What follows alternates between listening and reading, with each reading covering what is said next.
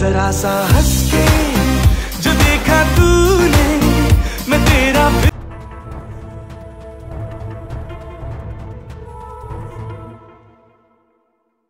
ছোট পর্দার মিঠাই রানী তিনি, বড় পর্দাতেও পা দিয়ে দেখেছেন সাফল্যের মুখ।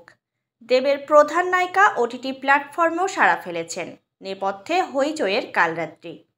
প্রধানের পর সৌমিত্রিষার দ্বিতীয় ছবি 10ই জুন। আগামী 21শে ফেব্রুয়ারি মুক্তি পেতে চলেছে পরিচালক রূপক চক্রবর্তীর এই ছবি। কিন্তু মুক্তির 10 দিন আগে ঘটল বড় বিপত্তি।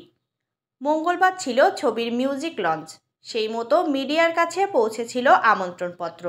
সেখানে উল্লেখ ছিল সৌমিত্রিষার নামও। কিন্তু ইভেন্টে হাজির হননি সৌমিত্রিষা, যা বেশ অস্বাভাবিক। পেশাদার অভিনেত্রী তিনি। অসুস্থতা সত্ত্বেও এর আগে ছবির প্রচারে সামিল হয়েছেন তিনি।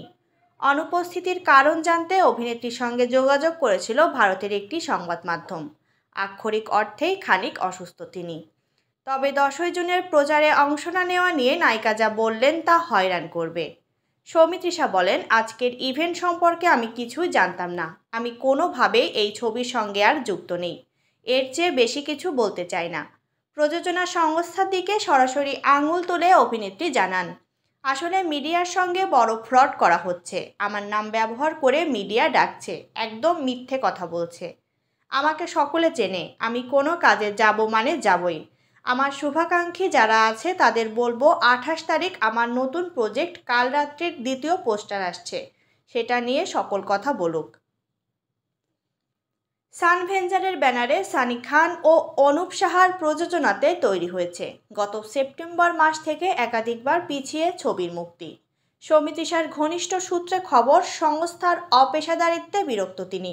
সেই কারণে রীতিমতো ইমেল মারফত তিনি স্পষ্ট জানিয়েছেন ছবির প্রচারের সঙ্গে যুক্ত থাকবেন না তিনি। এই নিয়ে প্রযোজনা সংস্থার কি সাফাই জানতে যোগাযোগ করেছিল ভারতীয় সংবাদ মাধ্যম। প্রযোজক সানি খান অস্বীকার করেননি নায়িকার সঙ্গে মনোমালিন্যের কথা। তার কথায় সৌমিত্রিষা জানিয়েছে অন্য কাজে তিনি ব্যস্ত, ছবির প্রমোশনে থাকতে পারবেন না। এই ছবির সঙ্গে উনি আর থাকছেন না, সেটা আমাদের পিআর টিমকে উনি জানিয়েছেন। কেন সরলেন সৌমিত্রিষা? প্রযোজক জানান, দিন 3 আগে আমি 4-5 বার ফোন করেছিলাম, উনি ফোন ধরেননি। আগে জানিয়েছিলেন, আমার যা বক্তব্য সেটাই মেল মারফত বলে দিয়েছি। আসলে আমাদের পোস্ট প্রোডাকশন অনেক পিছর ছিল, ভালো হল পাচ্ছিলাম না। সেই সময় সৌমিত্রিষা প্রমোশনের ডেট দিয়েছিল, বাধ্য হয়ে আমরা রিলিজ পিছোই। নতুন রিলিজ ডেটের জন্য উনি প্রচারের বেশি কিছু তারিখ আমাদের দিয়েছিল, কিন্তু তারপর হঠাৎ করে সমস্যা।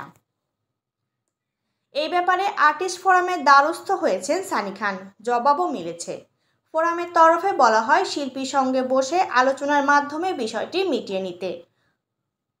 প্রযোজনা সংস্থার ঘনিষ্ঠ সূত্রে খবর, এই ছবির সঙ্গে যুক্ত প্রযোজনা সংস্থার সঙ্গে ফ্রিল্যান্সে কাজ করছে এমন এক ক্রু মেম্বার সোশ্যাল মিডিয়ায় সৌমিত্রিষাকে কটাক্ষ করেন, যা নজরে আসে নায়িকার।